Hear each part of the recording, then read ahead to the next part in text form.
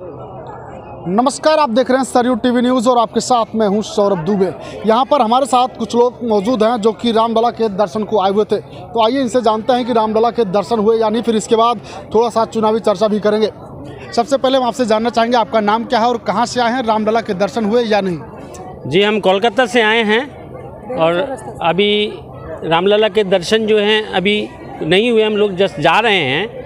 यहाँ अयोध्या में सरयू जी का स्नान सुनते हैं कि करने के बाद दर्शन करने की एक परंपरा रही है, तो हम लोगों ने उस परंपरा को पालन करते हुए अब आगे हमको जाने का है।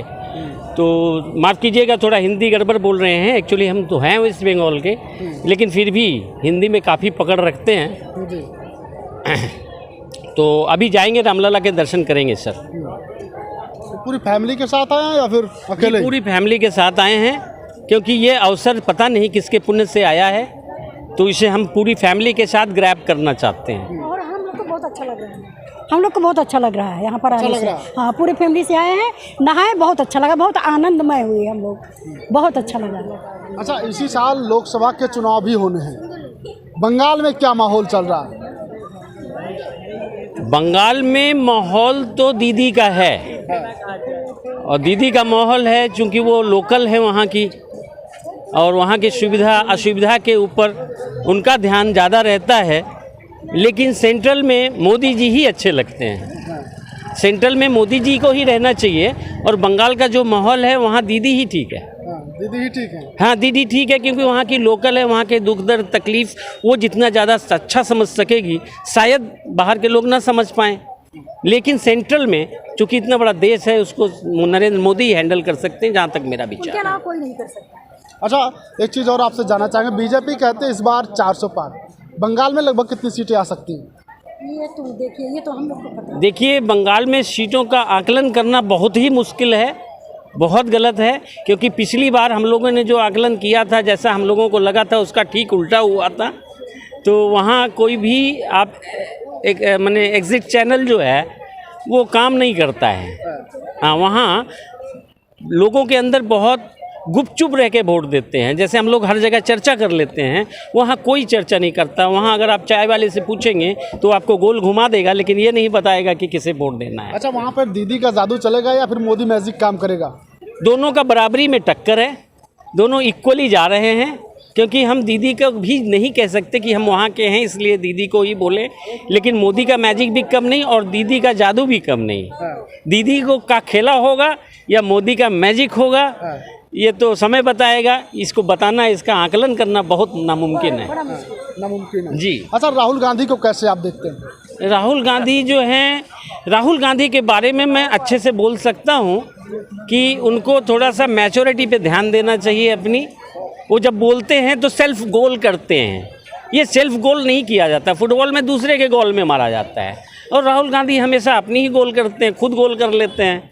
तो उनको चाहिए कि वो थोड़ा सा उनकी स्क्रिप्ट जो लिखता है वो थोड़ा सा देखें कि क्या लिखता है और क्या बोलना है। वैसे राहुल गांधी देखने से महसूस होता है कि एक अच्छे इंसान है, लेकिन बदकिस्मती से वो जब बोलते हैं तो उल्टा फंस जाते हैं।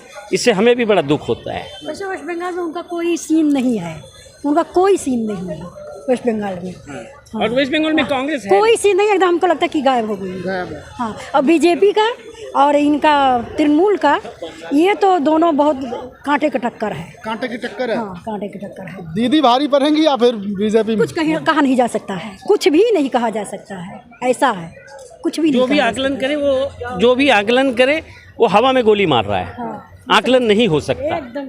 अच्छा, आप महिला हैं, दीदी के बारे में राय क्या है आपकी?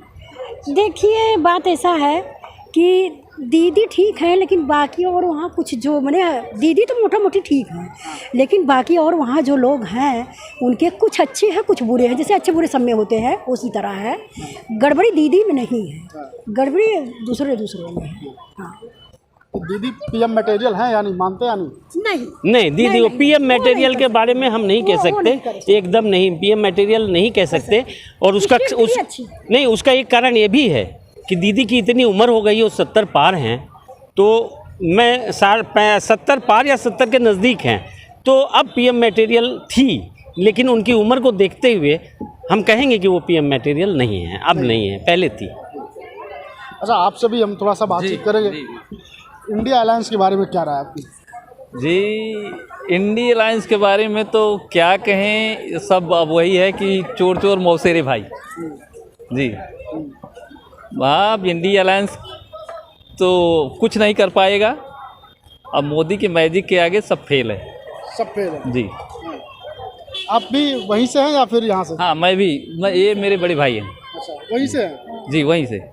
वहीं ममता दीदी के बारे में क्या रहा? मेरा तो मानना है कि ममता दीदी को बिल्कुल वहाँ से अब छोड़ देना चाहिए। डेवलपमेंट के हिसाब से जो इंडिया में, मैं तो इतना ज़्यादा बंगाल के बारे में नहीं जानता हूँ क्योंकि मैं यहीं रहता हूँ, तो लेकिन इतना कहूँगा कि मोदी जिस हिसाब से डेवलपमेंट कर रहे हैं कश्मीर या अदरवाइज़ हर जगह, तो उस हिसाब से अगर बंगाल को भी ममता दीदी जिस दिन छोड़ देंगी उस दिन बंगाल का काया पलट हो जाएगा।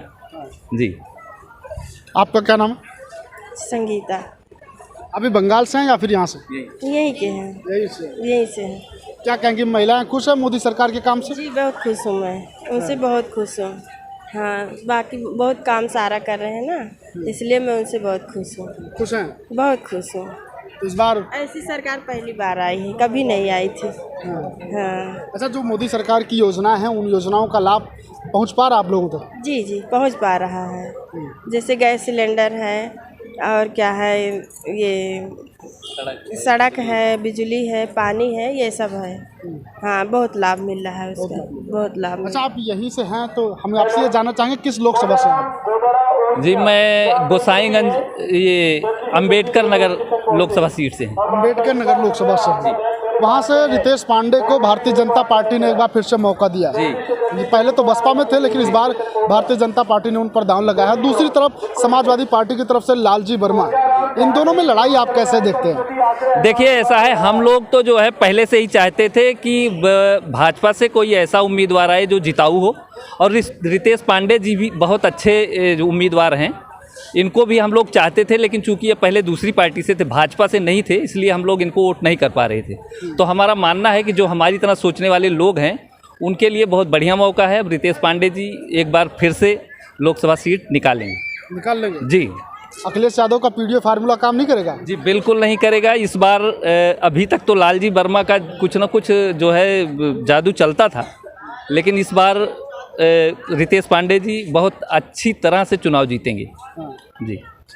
अच्छा, ऐसा ना हो कि कुछ भाजपा कार्यकर्ता नाराज हो जाएं कि इस वजह से कि रितेश पांडे दूसरे दल में थे और इस समय बीजेपी में आ गए और उनको टिकट भी दे दिया गया, कार्यकर्ता को किसी मौका नहीं दिया गया? नहीं, ऐसा है, रितेश पांडे जी का अपना व्यक्तिगत प्रभाव है, और उसके बाद मोदी जी का तो आप जानते ही हैं, भाजपा जो मोदी जी को चाहने वाले हैं वो तो भाजपा को वोट करेंगे ही। उसके बाद रितेश पांडे जी का अपना वर्चस्व, अपना व्यवहार, व्यक्तिगत उनकी राजनीतिक पैठ, और उनको राजनीति में इतनी अच्छी पकड़ और जानकारी है, वो संसद में बोलते हैं तो उससे ही लोग प्रभावित होते हैं। और उनकी स्पीच जिसने भी सुना होगा वो सभी।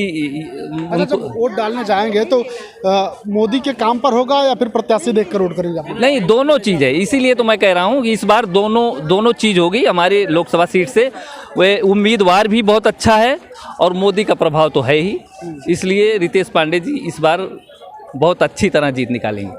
जी।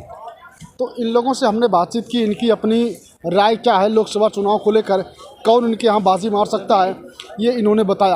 आप क्या सोचते हैं, कौन इस बार लोकसभा चुनाव में बाजी मारेगा? कमेंट करके हमें बताइएगा ज़रूर। बहरहाल अभी के लिए बस इतना ही। देखते रहिए सरयू टीवी न्यूज़।